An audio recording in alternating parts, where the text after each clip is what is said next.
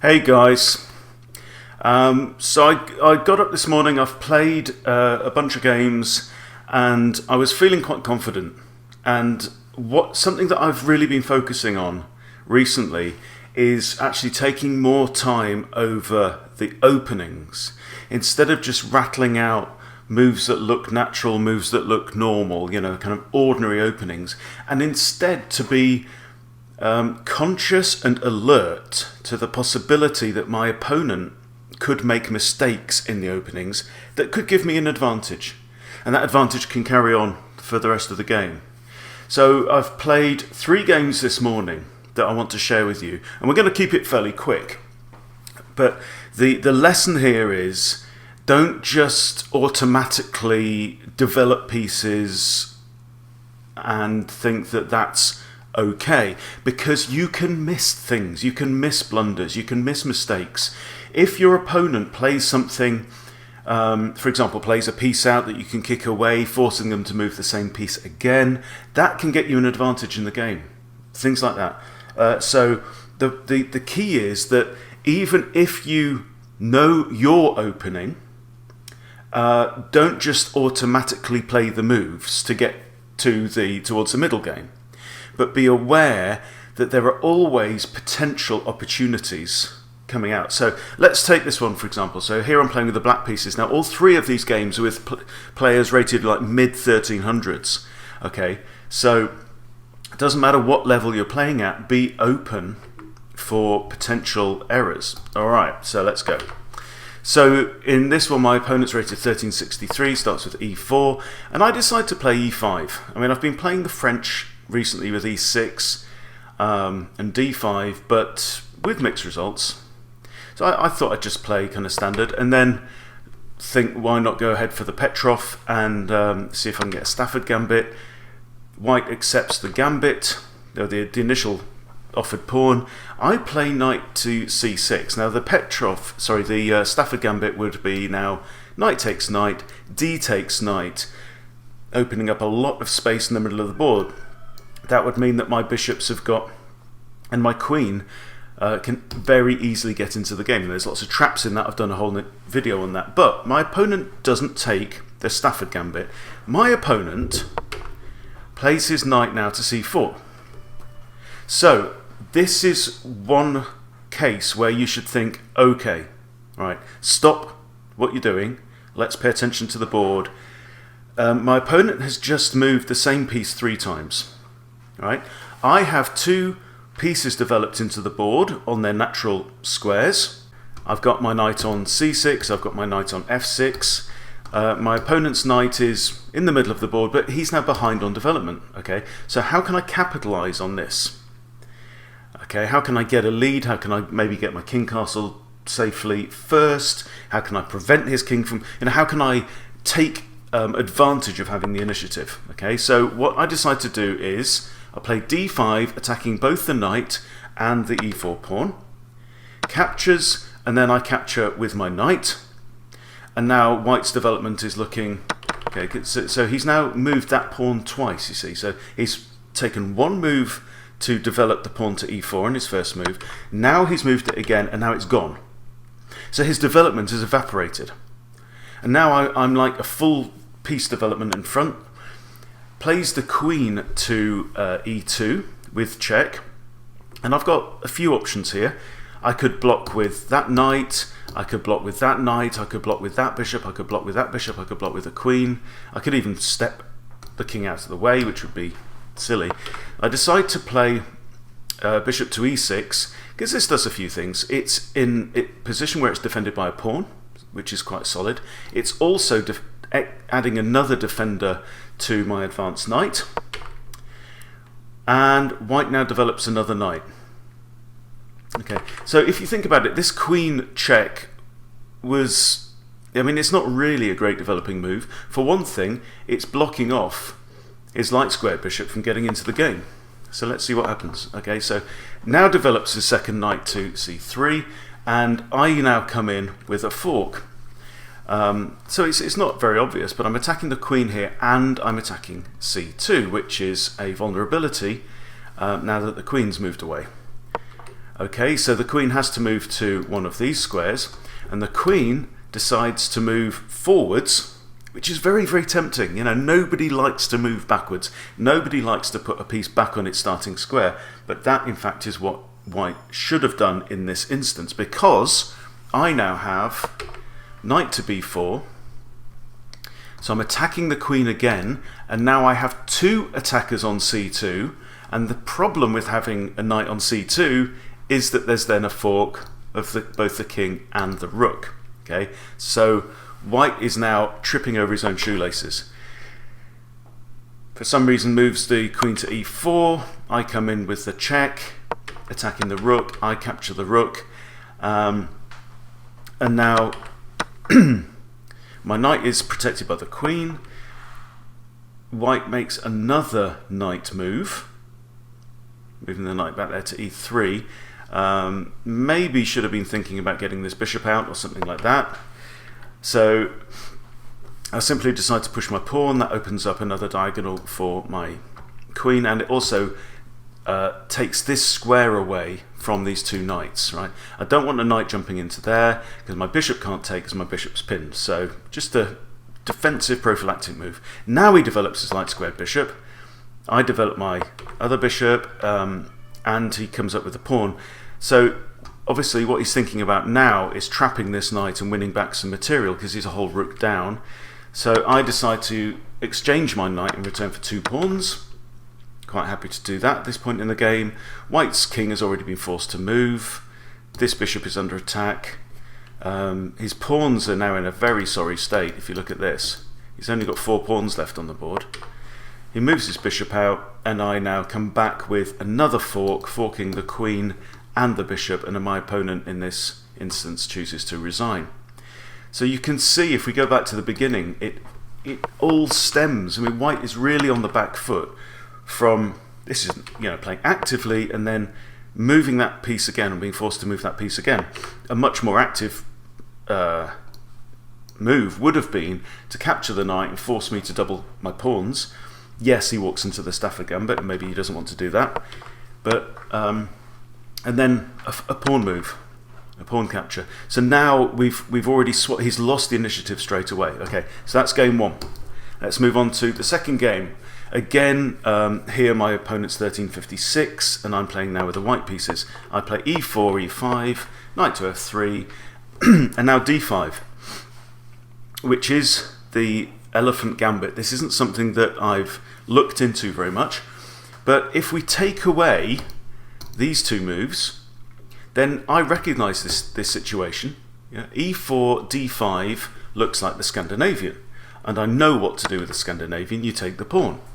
Then if the queen recaptures, I'm going to bring my knight out to c3, kick the queen away, quite happily. Queen goes back to d8, and look at this. White's got 1 pawn in the middle of the board, and I've developed both knights. I'm only 2 steps away from castling, bring out my bishop, and castle. So again, I feel like I've got the upper hand. And plus I've got an extra pawn. Black develops his knight. I bring out my bishop to look at f7, which is the vulnerability, and getting ready to castle. Black now moves his queen to e7 to look at my knight there, which is actually pinned because the king's behind it. Right? Now here I decide, in fact I calculate, that I don't have to defend the knight. And here's why. Because if I castle, okay, now so this is actually like a poisoned apple, right? A poisoned piece. Now, if black captures the knight, I've got rook e1, skewering the queen, well, pinning the queen actually, and the only defense that the queen has is to put the knight in the way, but that's no good because my knight is already covering that square, so I could just capture with my rook, capture the knight with my rook, and the pin is still on, so his queen will be lost. Now he figures that out as well, so he brings a bishop out, we exchange bishops, and there's really only a couple of moves left in the game. I play d3 to bring out my remaining minor piece. He plays h6, fairly quiet move, and that is actually a weakening move, because what it does, always ask yourself, right, what has changed with my opponent's last move, okay? Are there any squares that are now weak? Are there any squares that are now available for me that weren't available before? Are there any pieces that are undefended that were defended before?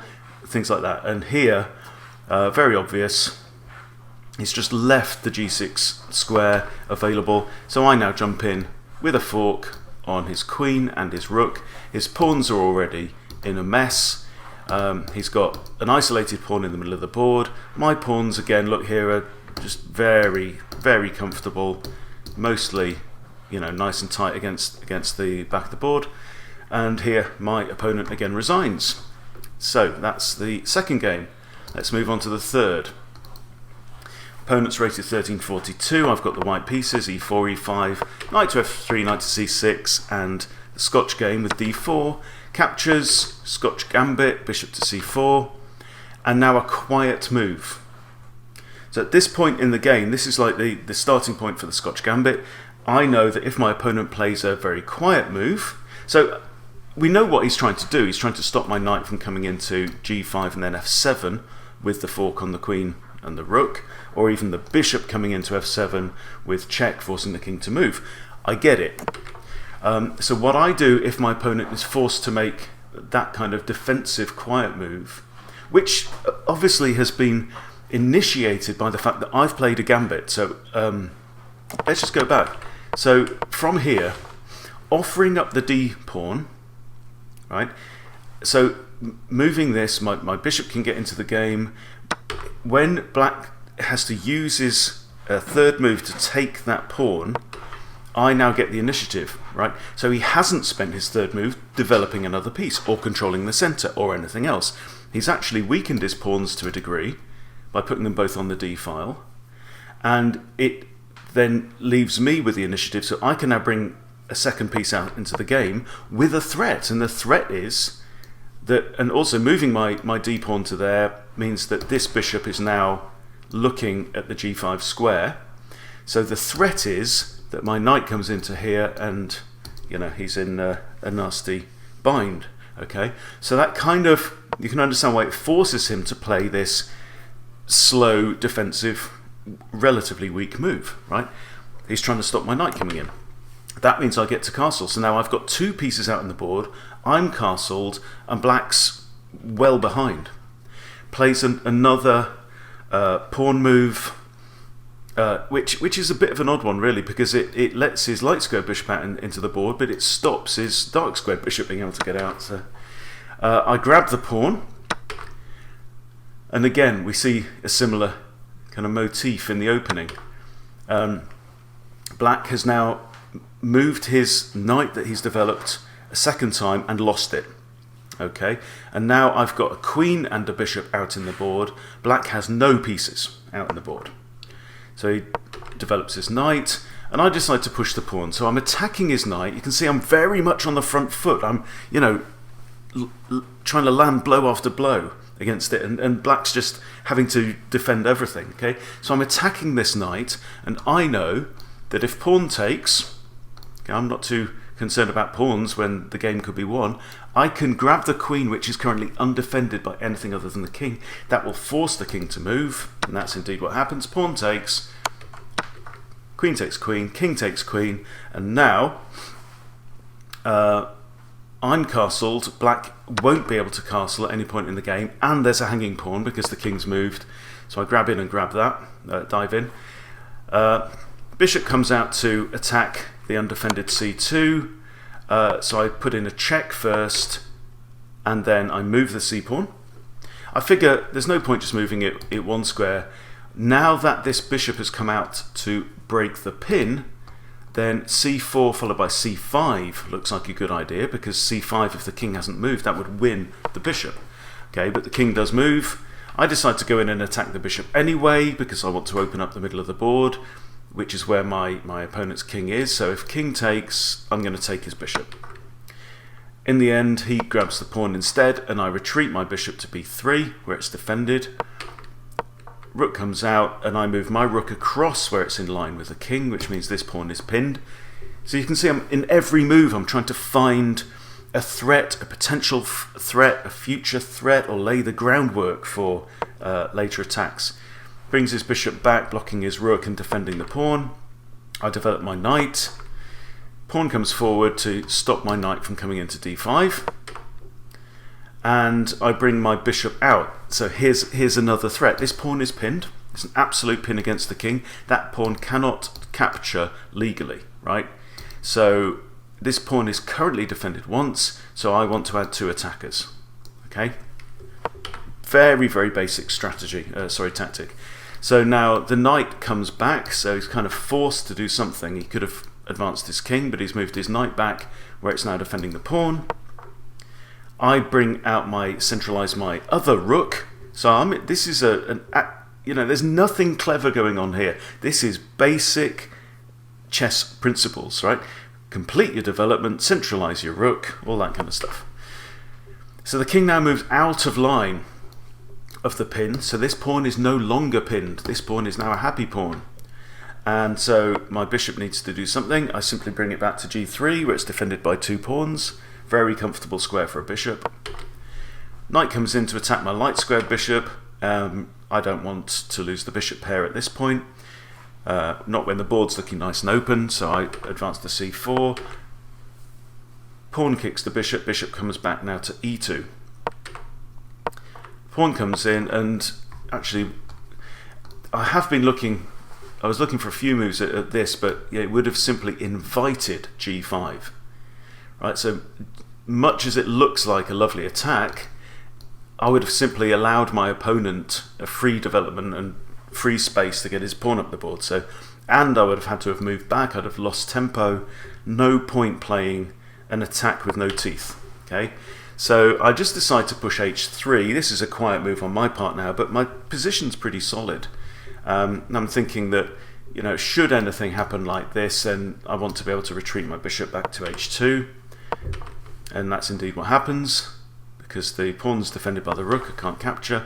Knight comes in. I grab it. So there's an exchange. Now I push b3. And here's an interesting tactic. So the bishop goes there, and then I notice that if I capture here, right, it's like this pawn is doing 2 jobs right now. It's defending its friend on b5, and it's defending the bishop on d5. So I see that if I capture on b5 and the pawn recaptures, right, I grab a free bishop. Now before I did that, I had to check one thing. Okay, so imagine this bishop's bishop's still there, isn't it? But if pawn takes, I take. I just have to be careful that there's no check, that this bishop here can't move, say, to there, put me in check, and then on the next move grab the rook. Okay, so that wasn't the case. Now, as it happens, Black decided not to capture, and he's lost the pawn anyway. But this isn't much of a threat. I can just move forward to d3. He grabs the bishop, I grab his bishop. He defends the pawn. And I mean, which side of the board would you choose to be on at this point? Now my king is lovely and secure now in the corner, thanks to my lead in development at the beginning. Black's pawns are all over the board, so not a happy situation. Now again, another very, very, very standard thing. I've got 2 attackers against this target e5 pawn, so I decide to bring in a third. Okay, 2 attackers, 2 defenders, bring in a third, doubling up my rooks, just very standard. So he brings in a third defender. I push forwards, now attacking this h4 pawn that's now undefended because he's moved that rook. Maybe he should have moved the other one. So now he plays g5 to defend the pawn, and now I decide to burst through in the middle, because let's say pawn takes, bishop takes. Okay, he can't take with this pawn. If he takes with that pawn, because my rooks are doubled, I take the rook on e8, and if he recaptures, I recapture. So I win a rook, whatever happens. That's the problem. Okay, so he throws in a check. That's fairly toothless as well. So I just move my king in towards the middle of the board. We're getting towards the end game. I don't want to hide it in the corner, and I think it's better off towards the middle of the board. King moves forwards, and this is getting towards the end now. So I think what we have here, I now have 1, 2, 3, and then 4 attackers against e5, because when the pawn takes, the bishop is now in line with that, right? So I can just go straight ahead and take the king. Even if rook takes, I've got rook takes, which is what happened, right? King is forced to move. The pawn is defended by the bishop, so he can't take that, and the rook is defended by the pawn, so he can't take that. So the king needs to move back. Now, here's a tactic that you should always be thinking about and remembering, is the in-between move. The obvious move is rook takes bishop, probably winning the game. Okay? However, I can win more material than that. And the way I do that is simply with pawn takes g5. Check. The pawn is defended by the rook. The rook is defended by the bishop. Okay, so I've just got myself a free pawn, right? And advance the pawn 1 square further up the board, 1 rank up the board. And on my next go, I can still take the bishop. Okay, so always be on the lookout for in-between moves.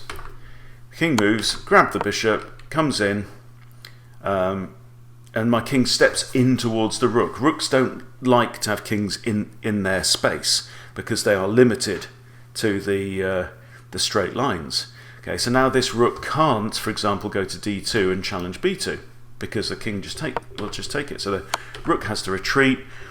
There's a rook fork on the king, and I just decide to start pushing my pawn up the board and causing as much trouble as I can. And again, at this point, my opponent resigns with 80 minutes left on the clock. So there you go. 3 nice games where, and it's, how I won these games is not because I was all out aggression, but because my opponent invited me to get the initiative early on. And when I got the initiative early on, I was then able to maintain the pressure, play those forcing moves, stop my opponent from castling, exchanging queens, developing more pieces, getting into my enemy's space. And it's not because I made that happen, it's because he allowed me. In each case, my opponent allowed me to do that by making those small errors towards the start. So this is what I want you to take away from this. If you're going to play 30-minute rapid games, which is what I advise, then take 5 to 10 minutes over your openings. You've got loads of time on the clock. Practice the discipline of looking out for opportunities, even if it's on the 2nd, 3rd, 4th move. Don't just rattle out your openings that you know. Look for what your opponent's doing, look to see what they've done wrong, and look to see how you can get the upper hand right at the start of the game, because that can then cascade throughout the whole game and lead you to getting more wins. Okay? Very, very important lesson. I'm going to be focusing on that over the next rest of my chess career, I suppose. So, please take that away. Hope this has been useful. See you next time.